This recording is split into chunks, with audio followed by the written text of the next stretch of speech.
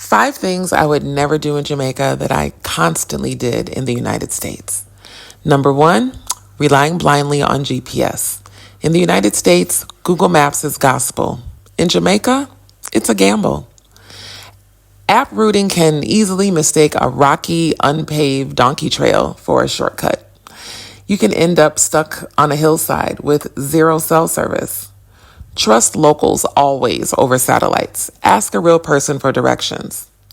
Back in the United States, we are so used to turning off our brains and allowing technology to guide us right to the front door. But over here, infrastructure changes fast. Heavy rains can wash out a route overnight, and algorithms just don't understand the terrain here. If you try to use GPS in the rural hills, you will quickly find out that a road marked accessible is actually a steep, pothole-filled cliffside track meant for goats, not your rental car. Number 2, walking at a fast city pace. As Americans, we love to rush, walk fast, and look aggressively preoccupied. Blasting past people on the street looks suspicious or rude here. Walking too fast signals that you're either in trouble or trying to avoid everyone. Slow down, match the island stride. I definitely had to learn that. And acknowledge people with a nod.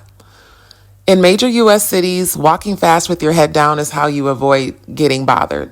In Jamaica, that intense power walking energy completely disrupts the vibe of yourself and everyone around you. People will look at you sideways because rushing makes it seem like you're running away from something or that you think you're too important to exist in the present moment. Once you force yourself to slow your pace down by about 50 to 60%, you realize how much safer and more connected you feel to the environment around you, and your nervous system softens. Number 3, staying quiet in public places. In the United States, ignoring strangers in elevators or on sidewalks is just standard etiquette. Staying completely silent makes you look cold, arrogant, or untrustworthy here. Greeting people is a mandatory cultural pillar of respect in Jamaica. Always drop a good morning, wagwan, watagwan, or something when you enter the space. Mind your own business is the golden rule in the United States. But in Jamaica, silence is actually seen as a sign of disrespect.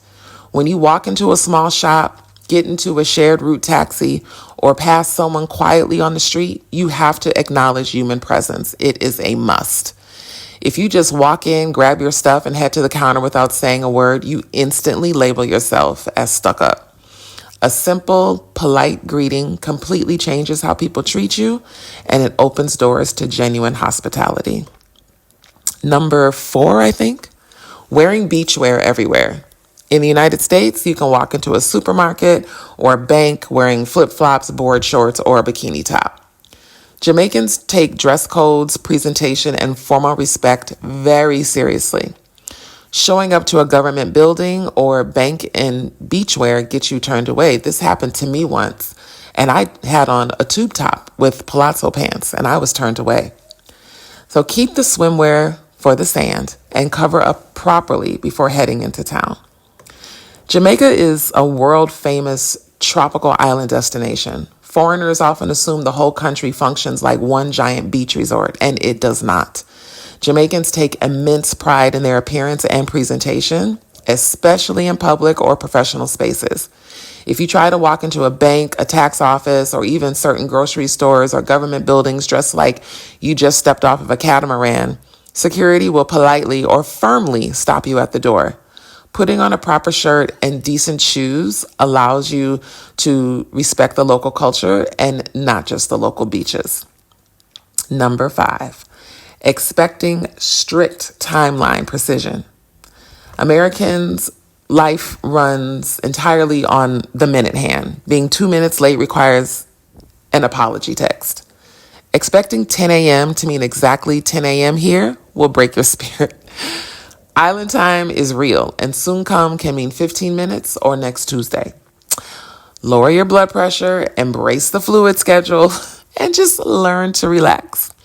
This morning, I had an example of this. Online, it says the farm store opens at 8 a.m., so I drove down my hill to go get my chicken feed and puppy food.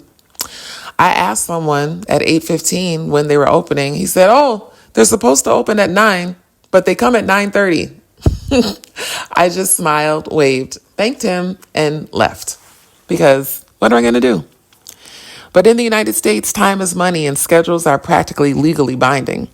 But if you bring that rigid, high stress expectation to Jamaica, you're going to spend your whole trip or your whole time here frustrated. Things take as long as they take here. Whether you're waiting for food at a restaurant, a tour guide to arrive, or a business meeting to start, or picking up farm food, life moves at its own rhythm here. Soon come is a mandatory cultural philosophy, not a specific promise on a clock.